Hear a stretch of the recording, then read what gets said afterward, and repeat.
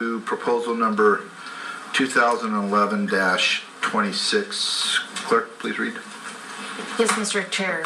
Number 2011-26, an ordinance of the Pierce County Council amending Title 18A of the Pierce County Code, Development Regulations Zoning, regarding and keeping and raising of poultry and small animals accessory to residential uses and setting an effective date. All right, Mr. Taylor.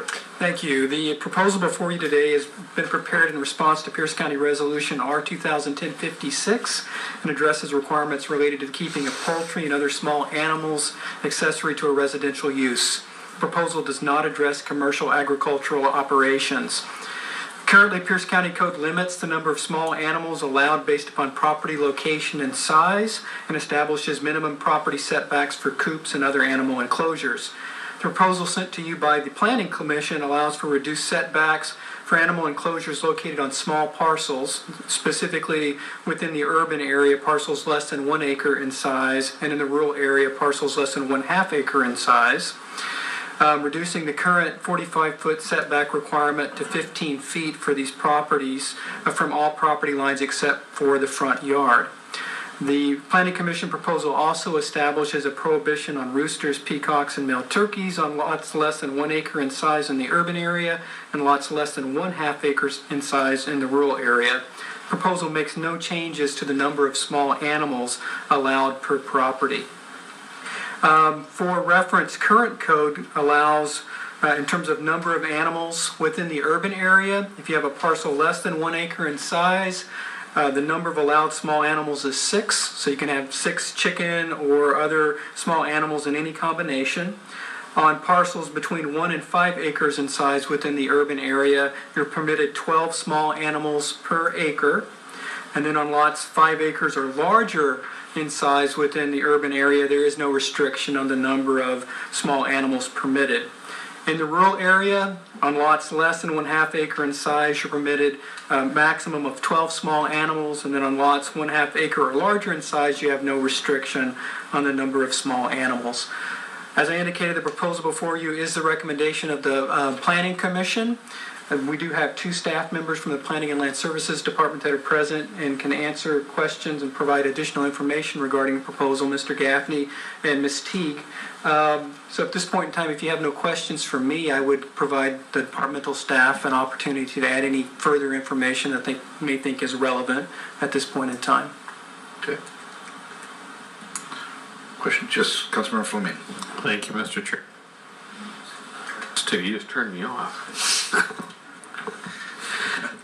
I wish I brought my email from a student that wrote to all the council regarding 4-H clubs and their use of poultry and other small animals. Their concern was that this proposed change in ordinance would prohibit those individuals from doing that. So I'm most interested in hearing, do we, don't we, how do we address that? Good. Okay, thank you. The proposal before you, as I pointed out, doesn't change the number of animals allowed per acre, so there's no change relative to current code. The one change is with the roosters. This proposal would prohibit roosters, so that potentially, I suppose, for certain 4-H activities, that could potentially cause a concern for those individuals. The proposal right now has no exemptions for FFA, Future Farmers of America, or 4-H type programs. So I'm not certain, I'd have to get, I guess we'd have to get more detail on the specific scenario to determine whether or not the council wanted to consider any kind of exemptions for those types of activities. I'll forward that email on to you here so you can take a look at it and just tell me one way or another, are we really having a major impact, no impact? I'd just be more interested before we end up going to council. Before the council actually has to decide on this. Yeah, I will say that the proposal will make it easier for those individuals in terms of locating coops on their property. Right now, the code requires a 45-foot minimum setback from all property lines. So if you're on a small urban lot, a 50-foot lot or an 80-foot lot, you're going to have difficulties meeting those setbacks currently. The proposal, however, would reduce those setbacks to 15 feet, which would provide greater flexibility for siting of the coop, so it would make it easier in that situation. I think the real problem just comes with the roosters, and of course, there's the countervening concern about noise produced by roosters. That's one of the reasons why the prohibition is proposed. So it's that balancing act. But I'd be happy to look at the email and Okay, I appreciate it, thank you. Councilmember Farrell.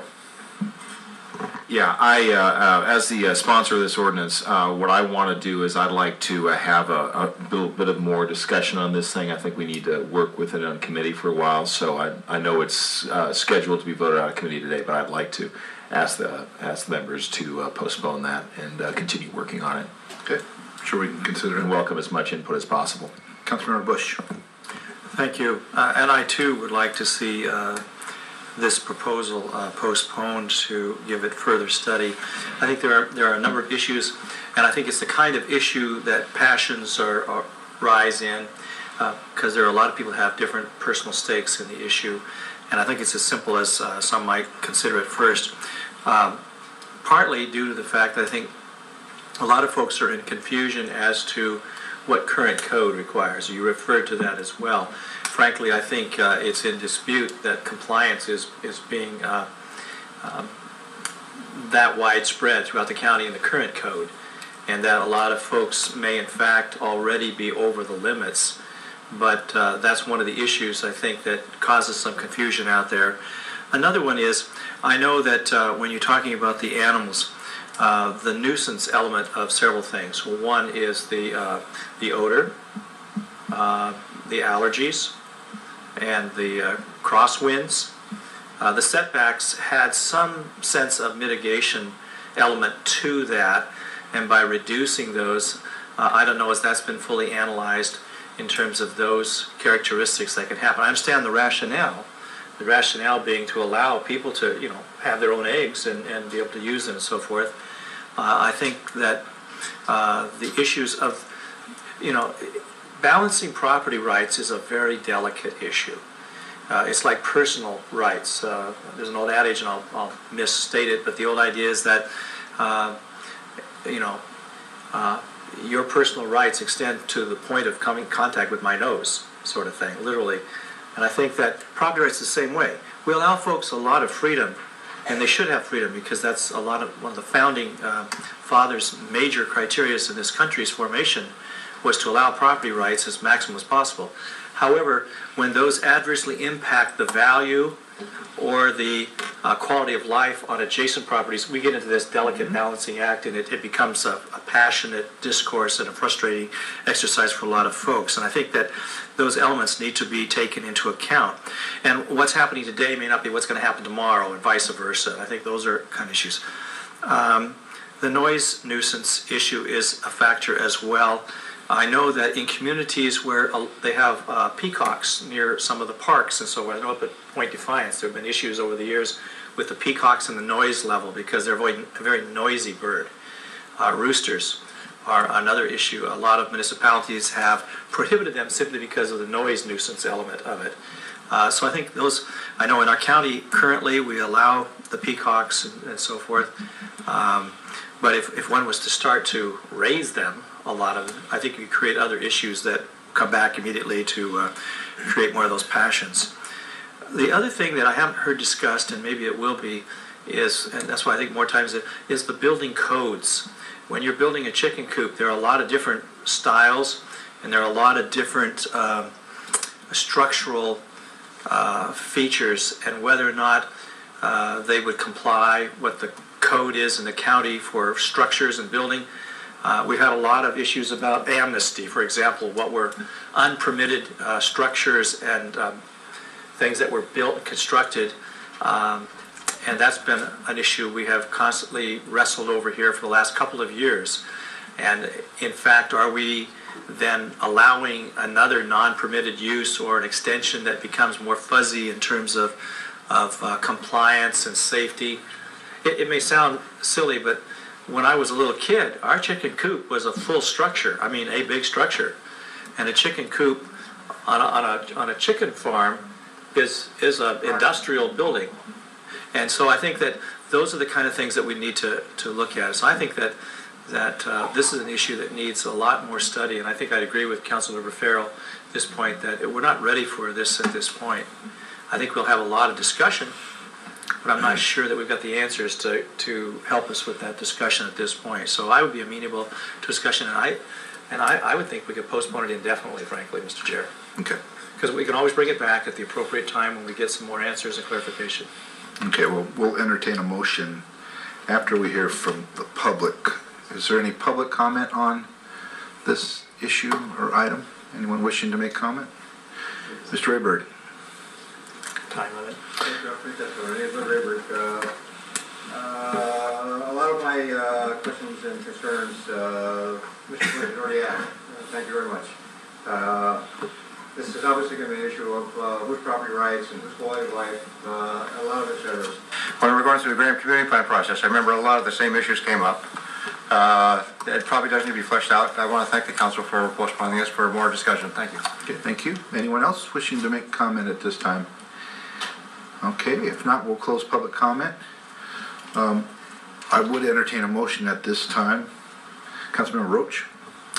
Thank you, Mr. Chair. I move the ordinance number 2011-26 be postponed at this point, indefinitely. All right. I second the motion. Okay, there's been a motion to postpone this issue indefinitely. Is there any comments or questions on the motion? Seeing none, all those in favor indicate by saying aye. Aye. Those opposed? Motion carries. What we will do, though, just as a matter of information for those present and those watching, I've talked with the sponsor of this issue, Councilmember Farrell, and it's our intent to have a number of further discussions on this issue. As indicated earlier, this is one that's going to be controversial regardless of what is ultimately decided. And it's also Councilmember Farrell's hope that we may be able to have one of these meetings off-site so those more closely related to the issue can participate as well. All right, moving on. Now we're going to go to other business. Mr. Kruger, is there any other business? Not for today, but I would remind